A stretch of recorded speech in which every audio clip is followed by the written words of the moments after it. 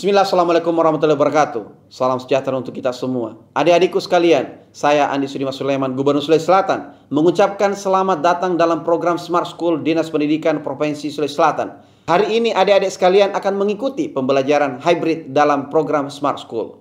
Aplikasi Smart School adalah sebuah pendekatan dengan tetap mengedepankan sebuah pendidikan dengan digital approaching, untuk kemudian mengedepankan kualitas dan mutu pendidikan yang diterima siswa secara seragam di seluruh wilayah Sulawesi Selatan, termasuk di pelosok-pelosok. Program ini bukan hanya memberikan kepada adik-adik sekalian pengalaman belajar yang baru, namun juga memberikan fasilitas kebutuhan dengan fitur bermanfaat seperti rekaman video pembelajaran yang dapat diulang, trik-trik penyelesaian soal, ujian-ujian, serta sarana konsultasi pembelajaran dari guru-guru terbaik di Sulawesi Selatan. Sering-sering mengakses aplikasi Smart School melalui gawai yang adik-adik sekalian miliki di setiap kesempatan yang dimiliki.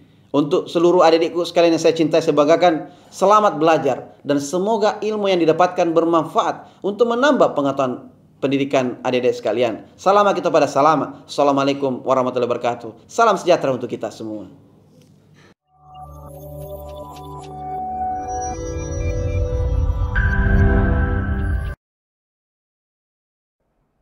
Assalamualaikum warahmatullahi wabarakatuh.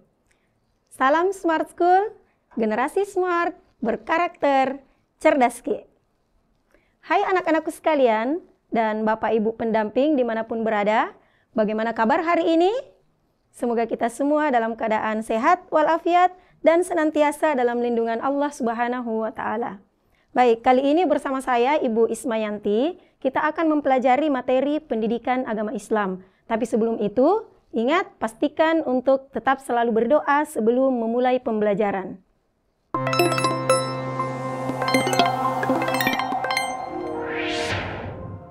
Nah, baik. Kali ini kita akan mempelajari materi pernikahan, yaitu analisis Undang-Undang Perkawinan Republik Indonesia dan kompilasi hukum Islam.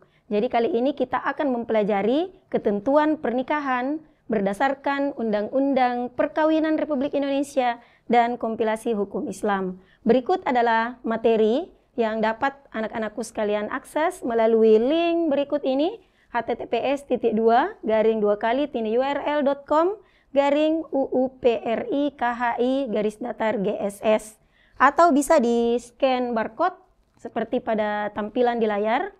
Jadi anak-anakku sekalian bisa mengakses materi ajar yang akan kita pelajari hari ini. Jadi di dalam materi ini akan ada beberapa undang-undang pernikahan Republik Indonesia termasuk perubahan-perubahan dan ada kompilasi hukum Islam. Nah, baik anak-anakku sekalian, kompetensi dasar yang akan kita capai pada pertemuan kali ini adalah menganalisis dan mengevaluasi ketentuan pernikahan dalam Islam. Nah, pada pertemuan sebelumnya telah dipelajari ketentuan pernikahan dalam Islam, tetapi kali ini kita akan persentuhkan, kita akan lihat bagaimana ketentuan pernikahan dalam Islam berdasarkan Undang-Undang Perkawinan Republik Indonesia dan khususnya dalam kompilasi hukum Islam. Nah, adapun tujuan pembelajaran yang akan kita capai setelah pembelajaran hari ini adalah bagaimana kita menganalisis ketentuan pernikahan berdasarkan Undang-Undang Perkawinan Republik Indonesia. Nah, jadi kita akan analisis ketentuan pernikahan itu sendiri, mulai dari rukunnya, syaratnya, tetapi kita lihat bagaimana dalam Undang-Undang Perkawinan Republik Indonesia. Jadi mulai dari pengertian perkawinan itu sendiri, jadi kita lihat bagaimana ungkapan kalimat yang ada dalam Undang-Undang Perkawinan. Kemudian yang kedua, kita akan melihat syarat-syarat perkawinan. Nah, jadi dalam Undang-Undang Perkawinan Republik Indonesia itu juga ditampilkan syarat-syarat perkawinan. Bagaimana syaratnya untuk terwujudnya sebuah perkawinan yang sah menurut perundang-undangan. Nah, kemudian yang ketiga adalah rukun dan syaratnya. Jadi dalam Undang-Undang Perkawinan Republik Indonesia juga ada rukun yang sudah ditentukan. Sah atau tidaknya sebuah perkawinan, kita lihat berdasarkan rukun dan syaratnya. Nah, kemudian ada perubahan Undang-Undang Perkawinan pada pasal 7. Yaitu Undang-Undang Perkawinan Nomor 1 Tahun 1974 yang kemudian mengalami perubahan. Nah, di sini kita akan lihat apa perubahan dan kita akan tekankan pada penguatan karakter. Bagaimana menghindari pernikahan dini, kemudian kita memahami bagaimana resiko dan dampak daripada pernikahan dini, sehingga perubahan Undang-Undang Perkawinan Republik Indonesia pada pasal 7 kita dapat implementasikan dengan baik. Jadi untuk tujuan pembelajaran kali ini kita lebih banyak menganalisis ketentuan pernikahan dan dipersentuhkan dengan Undang-Undang Perkawinan Republik Indonesia. Kemudian kita lihat juga kompilasi hukum Islam. Nah, baik anak-anakku sekalian, sebagai bentuk apersepsi hari ini, pada pertemuan sebelumnya telah dijelaskan pengertian pernikahan berdasarkan bahasa. Kalau dari segi bahasa, pernikahan adalah mengumpulkan, menggabungkan, atau menjodohkan. Nah, jadi kita gabungkan sesuatu yang terpisah, kemudian mencocokkan atau menjodohkan, itu dari segi bahasa. Kemudian kita lihat pengertian perkawinan atau pernikahan dalam Kamus Besar Bahasa Indonesia. Jadi dia adalah sebuah perjanjian antara laki-laki dan perempuan untuk bersuami istri secara resmi. Nah, jadi Kamus Besar Bahasa Indonesia ini lebih jelas memberikan pengertian sebuah perjanjian atau ikatan yang resmi antara seorang laki-laki dan perempuan untuk bersuami istri. Nah, bagaimana dengan pandangan syariat Islam? Bahwa pernikahan adalah sebuah akad menghalalkan pergaulan. Jadi kalau ditinjau dari segi syariat, ya kita lihat antara halal atau haram. Pengertian pernikahan adalah sebuah akad yang menghalalkan pergaulan antara laki-laki dan perempuan yang bukan mahramnya. Nah, jadi di antara kita ini ada mahram dan ada bukan mahram. Jadi untuk menghalalkan pergaulan antara laki-laki dan perempuan yang bukan mahram, kemudian ditimbulkan hak dan kewajiban masing-masing. Jadi setelah ada akad untuk menghalalkan pergaulan antara laki-laki dan perempuan yang bukan mahram, ada kewajiban, ada hak dan kewajiban yang harus dipenuhi setelah dilakukan akad untuk menghalalkan pergaulan tersebut. Nah, kemudian inti daripada materi kita hari ini adalah menganalisis Undang-Undang Perkawinan Republik Indonesia. Jadi di sini ada nomor 1 tahun 1974, pengertian perkawinan adalah ikatan lahir batin antara seorang pria dengan seorang wanita sebagai suami istri, dengan tujuan membentuk keluarga rumah tangga yang bahagia dan kekal berdasarkan ketuhanan yang Maha Esa. Jadi sangat jelas dalam undang-undang bahwa dia juga adalah sebuah ikatan bukan hanya fisik, bukan hanya psikis, tetapi psikologi, emosional, ikatan lahir batin antara seorang pria dengan seorang wanita yang tentunya tadi sudah sangat jelas bukan mahram untuk dijadikan sebagai suami istri dengan tujuan ingat membentuk keluarga atau rumah tangga yang bahagia. Kemudian kekal berdasarkan ketuhanan yang Maha Esa karena pernikahan atau perkawinan yang dilakukan berdasarkan syariat Islam insya Allah akan bernilai ibadah. Sehingga dikatakan berdasarkan ketuhanan yang Maha Esa. Nah, kemudian dalam kompilasi hukum Islam, tepatnya di bab 2 pasal 2, perkawinan juga dijelaskan bahwa pernikahan yaitu akad yang sangat kuat. Diistilahkan dengan mitsaqan galizan untuk mentaati perintah Allah dan melaksanakannya merupakan ibadah. Nah, ini memperjelas dari Undang-Undang nomor 1 tahun 1974 bahwa memang perkawinan menurut hukum Islam itu adalah sebuah pernikahan, yaitu akad yang sangat kuat seperti perjanjian antara Allah terhadap hambanya, perjanjian misalkan galizan untuk mentaati perintah Allah dan melaksanakannya pernikahan tersebut atau perkawinan tersebut adalah bernilai ibadah sehingga dianggap merupakan sebuah ibadah di mata Allah Subhanahu wa taala. Nah, baik anak-anakku sekalian, lantas bagaimana syarat pernikahan berdasarkan Undang-Undang Perkawinan Republik Indonesia? Tepatnya berada di bab 2, pasal 6. Bagaimana syaratnya? Yang pertama adalah perkawinan harus didasarkan atas persetujuan kedua calon mempelai. Jadi perkawinan ini harus ada persetujuan keduanya. Tidak satu saja yang setuju dan tidak boleh juga antara laki-laki saja yang setuju. Jadi syarat pertama dalam undang-undang memang sudah ditetapkan bahwa perkawinan harus didasarkan atas persetujuan antara kedua calon mempelai. Nah, kemudian apakah dengan persetujuan kedua calon mempelai kemudian pernikahan dianggapkan sah? Dalam Undang-Undang Perkawinan Republik Indonesia bab 2 pasal 6 menjelaskan bahwa untuk melangsungkan perkawinan seorang yang belum mencapai umur 21 tahun harus mendapatkan izin dari kedua orang tua. Nah, poin kedua sangat penting bahwa untuk melangsungkan pernikahan tersebut sebelum mencapai umur 21 tahun harus mendapatkan izin dari kedua orang tua. Bagaimana ketika kedua orang tua sudah meninggal? Dijelaskan pada poin ketiga. Dalam hal salah seorang dari kedua orang tua telah meninggal dunia, jika salah satu atau salah seorang dari kedua orang tua kita telah meninggal dunia atau dalam keadaan tidak mampu menyatakan kehendaknya, maka izin dimaksud pada ayat kedua, hal ini cukup diperoleh dari orang tua yang masih hidup atau dari orang tua yang mampu menyatakan kehendak. Karena dalam syarat pernikahan Undang-Undang Perkawinan Republik Indonesia sangat jelas bahwa perkawinan didasarkan persetujuan kedua calon mempelai. Kemudian untuk melangsungkan perkawinan seseorang harus mendapatkan izin kedua orang tua. Ketika salah satunya tidak mampu menyatakan kehendak dengan jelas, maka dibolehkan untuk salah satu orang tua yang masih hidup. Kemudian bagaimana jika keduanya setelah meninggal? Kita lihat penjelasan pada poin keempat. Dalam hal kedua orang tua telah meninggal dunia atau dalam keadaan tidak mampu untuk menyatakan kehendaknya, maka izin dapat diperoleh dari wali. Orang yang memelihara atau keluarga yang mempunyai hubungan darah dalam garis keturunan lurus ke atas selama mereka masih hidup dan dalam keadaan dapat menyatakan kehendaknya. Ya, jadi jika orang tua kedua-duanya sudah meninggal, ada wali. Wali menyatakan kehendaknya, maka izin diperoleh dari wali orang memelihara atau keluarga yang mempunyai hubungan darah dalam garis keturunan.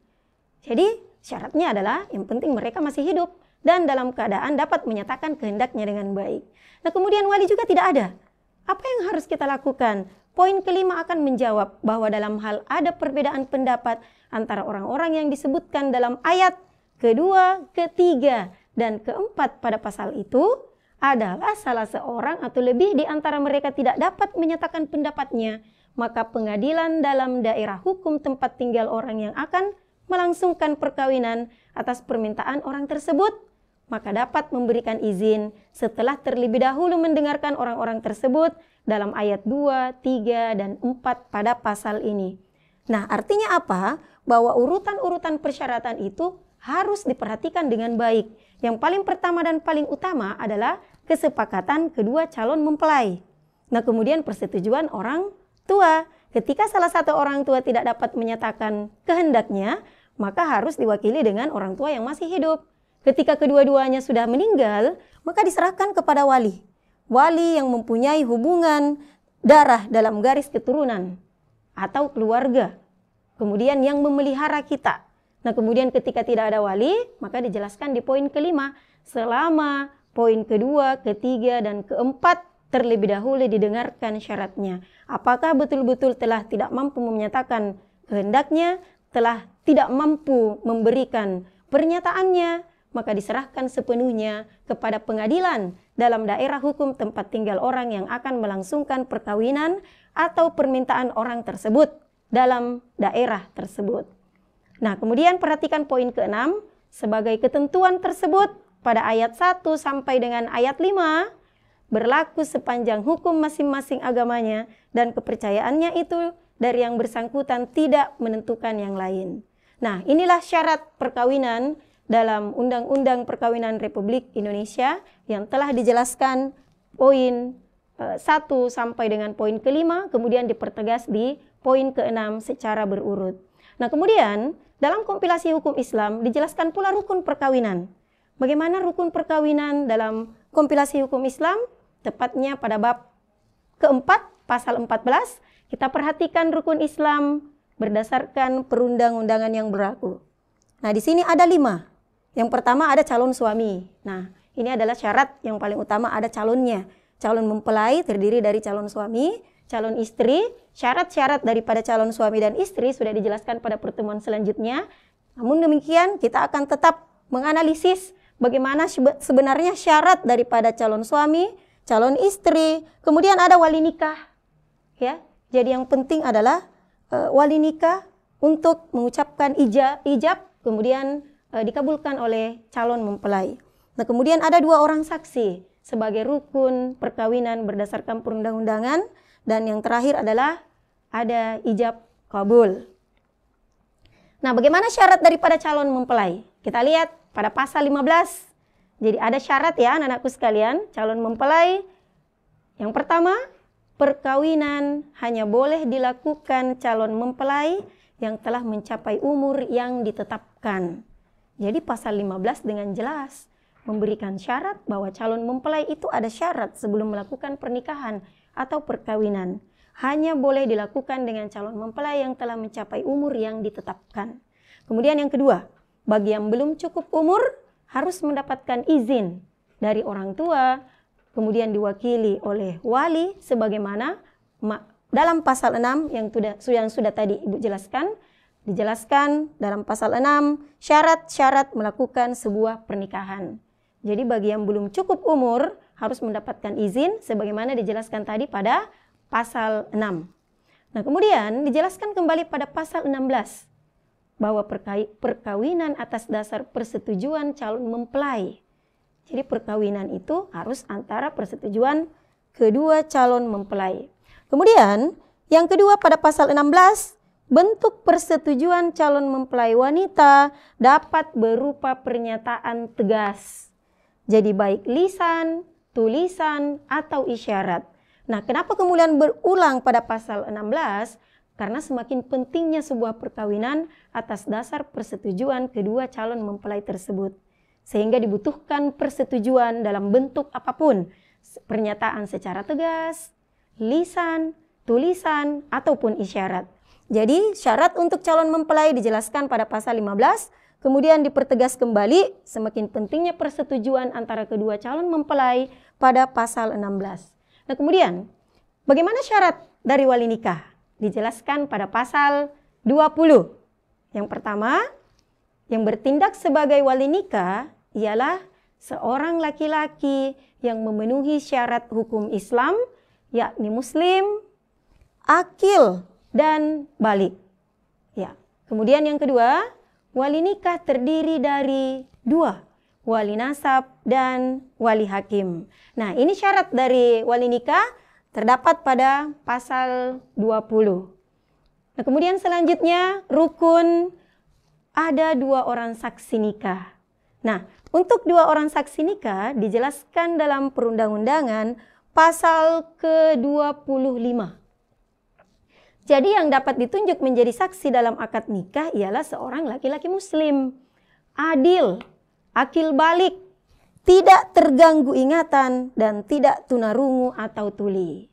Nah, baik anak-anakku sekalian, untuk memilih dan menentukan 2 orang saksi nikah ini tidak boleh asal memilih dan menentukan.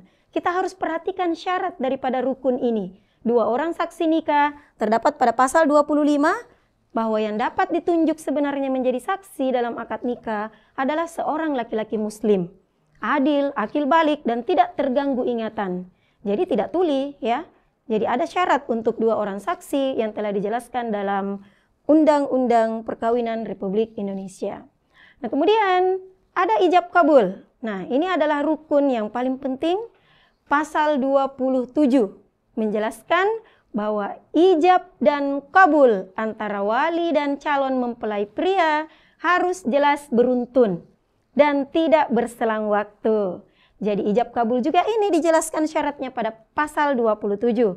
Bahwa ijab dan kabul antara wali dan calon mempelai pria harus jelas dan harus beruntun. Tidak boleh berselang waktu. Jadi setelah ijab disebutkan oleh wali atau wali nikah, langsung dilanjutkan oleh calon mempelai pria untuk melafazkan kabulnya. Nah, itu syarat atau rukun beserta syarat daripada ijab kabul yang dijelaskan dalam pasal 27. Nah, baik anak-anakku sekalian, bagaimana perubahan Undang-Undang Perkawinan Republik Indonesia yang tadi merupakan salah satu tujuan daripada pembelajaran kita pada hari ini, yaitu tepatnya pada pasal 7, kita lihat dengan baik. Terdapat pada Undang-Undang Nomor 1 tahun 1974. Kita lihat poin pertama ya. Perkawinan hanya diizinkan jika pihak pria sudah mencapai umur 19 tahun. Kita lihat baik-baik anak-anakku sekalian ya. Di sini ada syarat yang dijelaskan dalam Undang-Undang Nomor 1 tahun 1974 bahwa perkawinan diizinkan jika seorang pria mencapai umur 19 tahun. Kemudian dilanjutkan syarat untuk pihak wanita ketika dia berumur 16 tahun. Peraturan dalam Undang-Undang Nomor 1 Tahun 1974. Nah, kemudian perbedaan dan perubahannya ada di mana? Kita lihat perubahan pada Undang-Undang Nomor 16 Tahun 2019. Perkawinan hanya diizinkan apabila pria dan wanita disebutkan sekaligus mencapai umur 19 tahun. Jadi sangat jelas perbedaannya anak-anakku sekalian. Pada Undang-Undang Nomor 1 Tahun 1974 ada perbedaan usia. Perkawinan diizinkan jika prianya 19 tahun, kemudian wanitanya 16 tahun. Tetapi dilakukan perubahan, ini sama-sama pasal 7, Undang-Undang Nomor 16 Tahun 2019, perkawinan diizinkan kedua-duanya. Pria dan wanita sudah mencapai umur 19 tahun. Ya. Jadi sangat jelas ya anak-anakku sekalian perbedaan perubahan Undang-Undang Perkawinan Republik Indonesia dari tahun 1974 kemudian diubah pada tahun 2019, perbedaan dan perbandingan usia. Jadi ketika di tahun 1974 ada perbedaan pria 19 tahun, wanitanya 16 tahun. Tetapi di 2019 kedua-duanya, pria maupun wanita harus mencapai umur 19 tahun. Kenapa demikian? Sebenarnya apa yang melatar belakangi kenapa terjadi perubahan seperti itu? Kita lihat anak-anakku sekalian. Yang pertama, konstitusional dalam Undang-Undang Perkawinan yang terdahulu, isi dari pasal 7 yang tadi sudah kita lihat, ayat 1, Undang-Undang Perkawinan Nomor 1 Tahun 1974 dianggap tidak selaras dengan undang-undang yang lahir kemudian. Undang-undang apa itu? Nomor 35 Tahun 2014 yang merupakan perubahan atas Undang-Undang Nomor 23 Tahun 2022, yaitu tentang Undang-Undang Perlindungan Anak. Nah, jadi ada ketidaksesuaian, dianggap tidak selaras. Undang-undang yang kemudian lahir nomor 35 tahun 2014 dianggap tidak sesuai dengan pembatasan usia yang dijelaskan dalam Undang-Undang nomor 1 tahun 1974. Apa perbedaan yang ada di dalam Undang-Undang Perlindungan Anak? Coba kita lihat.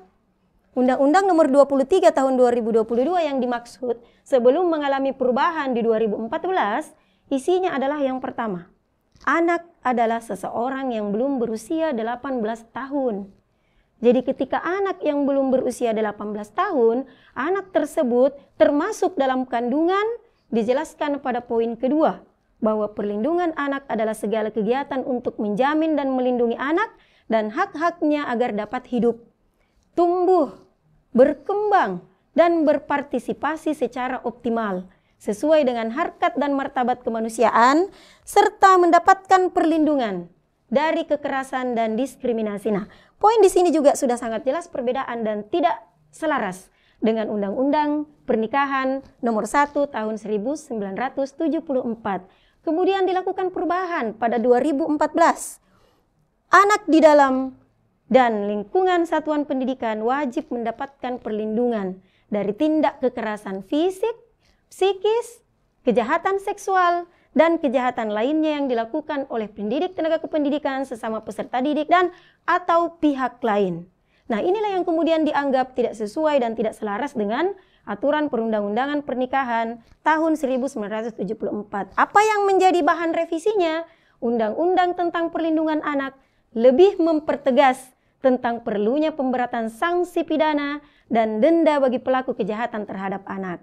Nah, inilah yang melatar belakangi perubahan undang-undang tersebut. Perundang-undangan Perkawinan Republik Indonesia diubah pada tahun 2019. Nah, kemudian kita lihat latar belakang kedua. Untuk menghapus diskriminasi dalam pemerolehan hak dasar dan hak konstitusional yang lahir akibat pembedaan batas minimal usia kawin sebagaimana diatur tadi dalam Undang-Undang Nomor 1 Tahun 1974. Jadi memang terlihat perbedaan. Ada diskriminasi dalam pemberian hak. Jadi ada hak dasar dan hak konstitusional antara laki-laki dan wanita tidak boleh dibedakan. Sehingga dianggap bahwa Undang-Undang tahun 1974 tersebut harus melakukan perubahan. Nah, baik anak-anakku sekalian, kita lihat selanjutnya. Latar belakang secara yuridis adalah sebagai pemenuhan dari amanat putusan Mahkamah Konstitusi. Jadi ada pemenuhan amanat putusan Mahkamah Konstitusi yang menyatakan bahwa pasal 7 ayat 1 tersebut yang menyatakan dengan jelas bahwa usia 16 tahun Undang-Undang Perkawinan nomor 1 dibolehkan pada tahun 1974 sangat bertentangan dengan Undang-Undang Dasar Negara Republik Indonesia tahun 1945. Nah, memang sangat jelas bahwa memang amanat dari putusan Mahkamah Konstitusi sudah terpenuhi ketika Undang-Undang tahun 1974 tersebut dilakukan perubahan. Nah, dengan perubahan pada tahun 2019 dianggap bahwa itu adalah salah satu bentuk pemenuhan dari amanat putusan Mahkamah Konstitusi yang menyatakan awalnya bahwa pasal 7 usia 16 tahun Undang-Undang Pernikahan nomor 1 itu dibolehkan, tetapi dianggap bertentangan dengan Undang-Undang Dasar. Jadi salah satu bentuk ini secara yuridis bahwa salah satu bentuk pemenuhan dari amanat putusan Mahkamah Konstitusi. Nah, kemudian yang paling penting anak-anakku sekalian, secara sosiologis adalah untuk mencegah terjadinya perkawinan usia dini. Nah, inilah mungkin yang akan kita lebih perdalam sebagai seorang pelajar, khususnya di kelas 12, sebagai pemenuhan profil pelajar Pancasila, sebagai bentuk penguatan karakter kita dalam pembelajaran pendidikan agama Islam. Untuk poin pertama, yaitu beriman bertakwa kepada Tuhan Yang Maha Esa dan berakhlak mulia. Mari kita hindari yang namanya pernikahan dini, karena salah satu pemicu daripada pernikahan dini adalah adanya pergaulan bebas. Kenapa demikian? Ada banyak dampak lanjutan. Bisa saja terjadinya ibu hamil dan melahirkan pada usia dini yang berisiko tinggi terhadap kesehatan ibu dan bayinya. Ada banyak bahaya yang diperoleh setelah terjadinya pernikahan dini. Dan data tingkat kerawanan pernikahan dini semakin meningkat. Jadi secara sosiologis, latar belakang dilakukannya perubahan perundang-undangan dari 1974 kemudian direvisi dan diubah di tahun 2019 merupakan salah satu bentuk untuk mencegah jadi terjadinya perkawinan usia dini, karena semakin meningkatnya pernikahan usia dini maka akan lebih berisiko kepada generasi bangsa kita. Nah, baik anak-anakku sekalian, yang menjadi tantangan kita saat ini adalah masih banyaknya pola pikir dalam lingkungan sekitar kita yang salah. Mereka masih banyak yang menganggap bahwa nikah muda adalah hal yang baik. Mereka menganggap bahwa nikah muda itu tidak apa-apa. Hal tersebut disebabkan karena tentunya mereka punya beberapa alasan. Ada beberapa alasan sehingga mereka melakukan pernikahan dini. Makanya mereka menganggap bahwa nikah muda itu dianggap tidak apa-apa. Dan mereka menganggap bahwa nikah muda itu adalah hal yang baik. Mereka punya alasan tersendiri. Kita bisa lihat penjabaran daripada alasan mereka untuk menikahkan anaknya di usia dini. Yang pertama, faktor kemiskinan. Bisa saja mereka menikahkan karena faktor ekonomi yang rendah. Individu maupun keluarga terdorong untuk melakukan pernikahan dini. Dengan alasan apa? Setelah anaknya dinikahkan, maka tanggung jawab seorang tua, tanggung jawab bagi orang tua lepas pada saat itu. Nah, ini alasan yang pertama. Yang kemudian yang kedua, akses pendidikan yang terbatas. Nah, anak-anakku sekalian, pendidikan yang terbatas, pendidikan yang rendah, pengetahuan anak yang rendah adalah merupakan salah satu penyebab adanya kecenderungan untuk melakukan pernikahan di usia dini. Jadi pengetahuan kita terhadap dampak resiko pernikahan dini, karena tidak ada pengetahuan akan hal itu, akses pendidikan kita terbatas, ya jelas pernikahan dini di usia dini itu mudah untuk terrealisasi. Nah, yang paling penting lagi adalah alasan budaya yang mengikat. Kuatnya norma tradisional ya anak-anakku sekalian, dan tekanan masyarakat menambah kemungkinan bagi keluarga yang berisiko terhadap pernikahan dini untuk mengambil sikap pro. Mereka menganggap bahwa pernikahan dini itu adalah biasa-biasa saja. Mereka menganggap bahwa pernikahan dini itu adalah sesuatu hal yang baik dan mudah disebabkan karena kuatnya norma dan tradisional pada daerah tersebut. Nah, ini juga yang tidak bisa kita elakkan bahwa perubahan tata nilai dalam masyarakat. Anak-anak sekarang lebih permisif terhadap calon pasangannya. Maka seks bebas dan kehamilan yang tidak dikehendaki dapat terjadi begitu saja. Nah, maka dari itu anak-anakku sekalian, mari kita hindari yang namanya pernikahan dini. Ketahui dampak pernikahan dini secara mendalam, sehingga kita dapat menghindarkan diri daripada perbuatan seperti itu. Nah, saya pikir ini yang sangat penting. Anak-anakku sekalian harus tahu bahwa dengan pernikahan dini, terenggutnya hak-hak anak-anak seperti hak atas pendidikan, hak untuk dilindungi ketika pernikahan dini terjadi.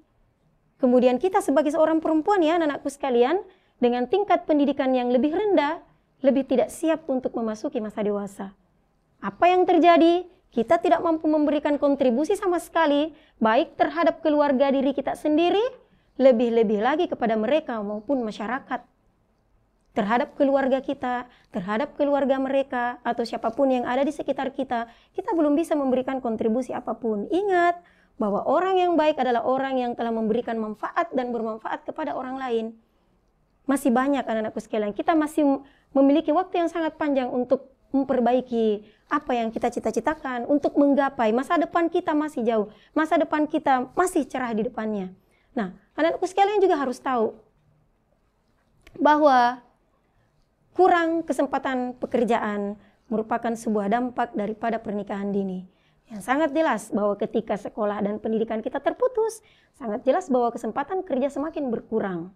Nah, kemudian pernikahan dini memiliki kaitan erat dengan adanya tindak kekerasan. Nah, ini yang sangat dikhawatirkan.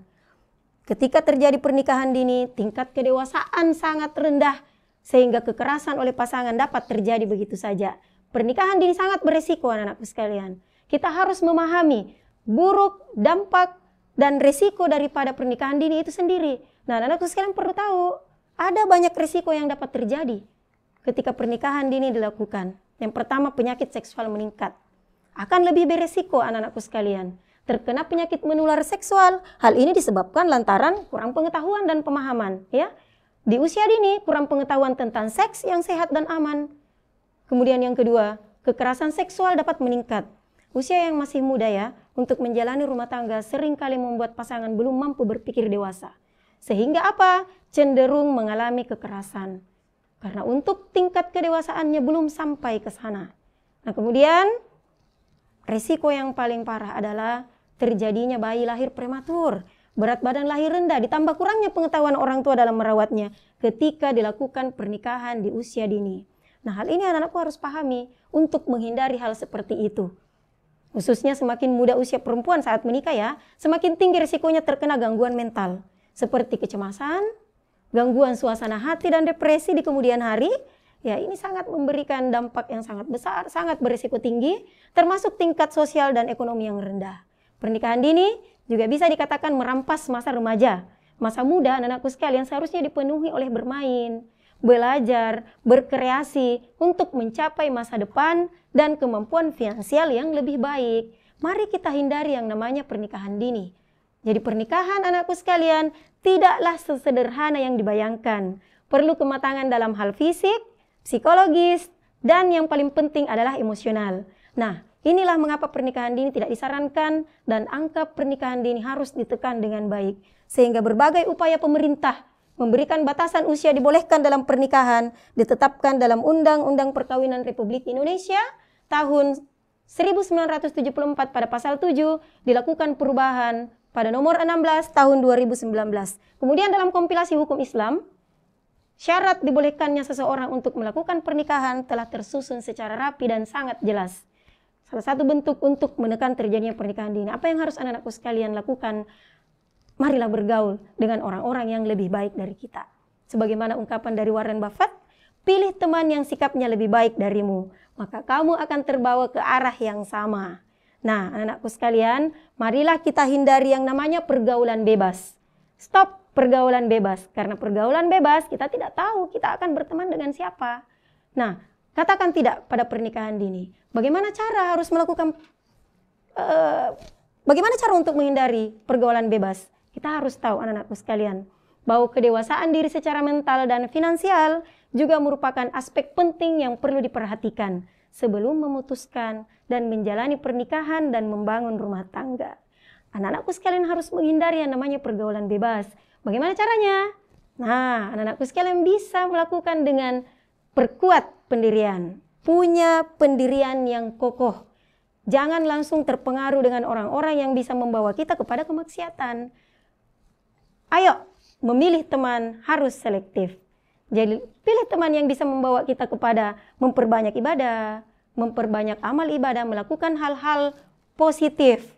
Lakukan kegiatan positif merupakan salah satu cara untuk mencegah pergaulan bebas. Nah, selalu mengingat orang tua adalah hal yang paling penting. Orang tua merupakan salah satu harapan dan tujuan kita hari ini dan akan datang. Kemudian yang paling penting adalah mendekatkan diri dengan agama. Perbanyak zikir, bertawakal kepada Allah, perbanyak ibadah sebagai salah satu bentuk untuk mencegah pergaulan bebas. Baik anak-anakku sekalian, ini adalah salah satu bentuk soal latihan. Jadi di sini ada 2 soal yang coba Ibu tampilkan. Kita jawab bersama ya. Pernikahan di Indonesia diatur dalam Undang-Undang Perkawinan nomor. Nah, di sini kalau kita lihat nomornya sama, tetapi dia berada di perbedaan tahun. Sangat jelas tadi ya.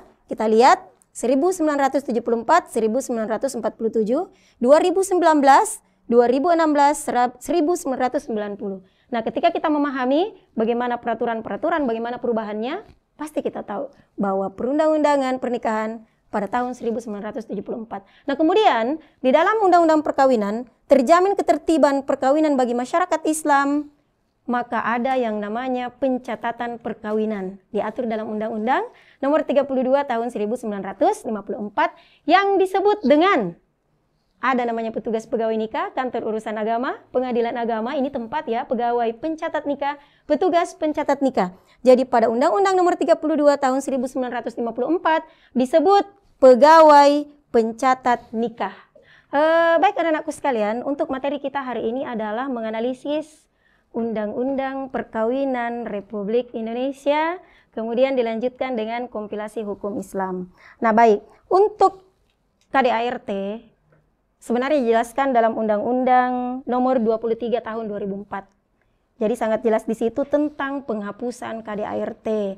Ketika dipersandingkan dengan hubungan rumah tangga, kekerasan dalam rumah tangga, berarti dia sangat jelas melanggar aturan yang ada di Undang-Undang Nomor 23 Tahun 2004, tepatnya pada pasal 44 ayat 1.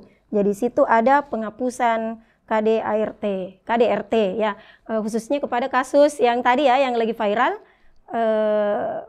kasusnya Lesti. Ya, saya kira ini SMA 1 Sidrap sangat memperhatikan terkait dengan KDRT yang dilakukan oleh keluarga Lesti. Jadi intinya adalah kekerasan dalam rumah tangga itu sangat dilarang, baik dalam syariat Islam maupun dalam perundang-undangan, yaitu tepatnya pada Undang-Undang Nomor 23 Tahun 2004. Saya pikir demikian anakku sekalian. Jadi untuk selanjutnya bisa didiskusikan bersama Bapak Ibu pendamping yang ada di sekolah terkait dengan perkembangan pertanyaan KDRT yang bisa dilihat pada Undang-Undang Nomor 23 Tahun 2004 pasal 26 dan pasal 44 ayat 1. Ya, jadi pada Undang-Undang Nomor 23 itu silakan dicatat untuk dilanjutkan diskusi. Pasal 44 ayat 1. Kemudian yang kedua, Undang-Undang Nomor 23 Tahun 2004 pasal 26 terkait dengan pelaporan. Jadi jangan setengah ya. Harus tahu dulu tentang Undang-Undang Pelaporan dan tentang Nomor 23 Tahun 2004 pasal 44 ayat 1. Ya, baik, terima kasih banyak dari anandaku dari SMA 11 Wajo. Pertanyaannya bahwa apakah dalam Islam ya, dalam hukum Islam, meskipun materi kita hari ini diperkuat pada Undang-Undang Perkawinan ya, tetapi karena tetap ada yang menyentuhkan dengan hukum Islam terkait nikah kontrak. Jadi saya hanya melakukan apersepsi pembelajaran pada pertemuan sebelumnya yang telah menjelaskan bahwa ada beberapa jenis pernikahan yang dilarang, yang tidak dibolehkan. Salah satunya adalah nikah mut'ah, yaitu nikah kontrak. Jadi pernikahan kontrak itu dilarang. Anakku sekalian, sebagai contoh ya yang ada di pikiran kita, melakukan pernikahan dengan perjanjian bahwa kita akan melakukan perceraian setelah 1 tahun. Gitu. Itu contoh daripada pernikahan kontrak yang sangat dilarang dalam hukum Islam. Ya, baik, saya pikir demikian, semoga pertanyaannya terjawab. Ya, baik, ini ada pertanyaan menarik dari SMA 14 Bone. Terima kasih banyak, saya akan membacakan pertanyaannya dari kolom chat. Izin bertanya, bagaimana pandangan Islam tentang pernikahan sirih? Ya, baik. Baik, anak-anakku sekalian harus memahami pengertian daripada pernikahan siri. Jadi pernikahan siri itu adalah pernikahan yang tersembunyi. Jadi dalam artian pernikahan ini tidak melalui perundang-undangan, tidak melalui kantor urusan agama. Berarti pernikahan siri ini dilakukan tanpa adanya nanti buku nikah, pernikahan siri secara Islam hukumnya adalah sah selama memenuhi rukun dan syarat yang telah dijelaskan. Jadi ada 5 rukunnya: calon mempelai pria, calon mempelai wanita, wali nikah, kemudian ijab kabul. Ya, jadi ada 5 tadi ya yang sudah kita jelaskan, yang sudah Ibu perlihatkan pada pertemuan sebelumnya juga sudah sangat jelas. Ketika memenuhi rukun dan syaratnya, maka Islam memandang pernikahan siri itu sah dan dibolehkan. Tetapi dalam pandangan hukum perundang-undangan tidak diakui. Kenapa demikian? Yang pertama karena tidak tercatat, tidak terlapor. Kemudian yang kedua, syarat untuk adanya wali hanya untuk perempuan, bukan untuk laki-laki, sehingga nikah siri itu boleh dimudahkan. Bahkan untuk proses pelaksanaannya itu sangat mudah. Yang penting rukunnya ada, syaratnya sudah dipenuhi, maka dianggap sah. Tetapi menurut perundang-undangan itu tidak ada. Tidak boleh, tidak dibolehkan karena di sini sudah diatur dalam perundang-undangan. Tidak akan dilakukan pernikahan ketika syaratnya itu tadi. Ada calonnya, ada ininya, kemudian walinya, wali nikahnya, kemudian pelaporannya. Tidak tercatat di kantor urusan agama. Maka dari itu ketika dipertanyakan hukumnya secara Islam memang sah. Karena memang rukun dengan syaratnya itu memenuhi. Tetapi ketika dipersentuhkan dengan perundang-undangan itu sudah tidak termasuk. Bahkan tidak diakui berdasarkan undang-undang. Mulai dari pencatatannya tadi Ibu jelaskan ada di soal ya. Ada dalam Undang-Undang Nomor 23 Tahun 2004 bahwa ada petugas pencatatan, pegawai pencatat nikah. Tetapi pernikahan siri tidak melalui tahap itu. Pernikahan siri hanya dilakukan secara tersembunyi. Nah, inilah jalannya untuk seorang pria melakukan pernikahan tanpa melakukan persetujuan karena syaratnya untuk laki-laki tidak wali. Itu perbedaannya. Terkait dengan perceraian sangat jelas diatur dalam perundang-undangan. Jadi ada dalam kompilasi hukum Islam talak dan cara perceraian pada pasal 118, kemudian 129, 130 dan 131. Jadi secara singkat saya menjelaskan bahwa bagaimanapun kondisinya, apapun faktor penyebabnya, apakah itu faktor kemiskinan, apakah itu faktor pekerjaan, yang namanya perceraian atau talak, anak-anakku sekalian harus pahami itu adalah hal yang paling tidak disenangi oleh Allah Subhanahu wa taala. Jadi kalau ditanyakan hukumnya atau perceraiannya, diproses sebagaimana undang-undang yang berlaku. Dalam talak pasal 118 kompilasi hukum Islam sangat jelas urutan-urutan talak. Ketika talak itu dilakukan pada saat pertama kali, maka dia termasuk talak raj'i. Talak 1 dan 2 termasuk talak raj'i. Ketika ditanyakan bagaimana hukumnya karena didasari atau dilatar belakangi faktor ekonomi, itu tidak menjadi sebuah hal yang bisa merubah undang-undang itu. Tetap berlakukan dalam undang-undang. Jadi silakan dicatat, lanjutkan diskusi dengan Bapak Ibu pendamping atau teman-teman kalian di kelas. Dia tempatnya di pasal 118, kemudian tentang perceraian 129, 130 dan 131. Nah, baik, demikian materi yang sempat Ibu sampaikan. Ingat pepatah dari Thomas A. Edison bahwa banyak orang yang sebenarnya sudah dekat dengan kesuksesan. Tetapi sayangnya mereka kemudian menyerah di kemudiannya. Jadi ungkapan ini sangat bagus. Ketahuilah bahwa anak-anakku sekalian sekarang berada pada masa tingkat di mana kita akan mencapai kedewasaan yang lebih matang. Sebentar lagi anak-anakku sekalian akan menjalani dunia perkuliahan. Jangan berhenti. Jangan pernah berhenti untuk mewujudkan cita-cita. Baik, terima kasih banyak atas partisipasinya, terkhusus kepada anak-anakku sekalian dimanapun berada, Bapak Ibu pendamping dimanapun berada. Terima kasih banyak atas kesempatannya.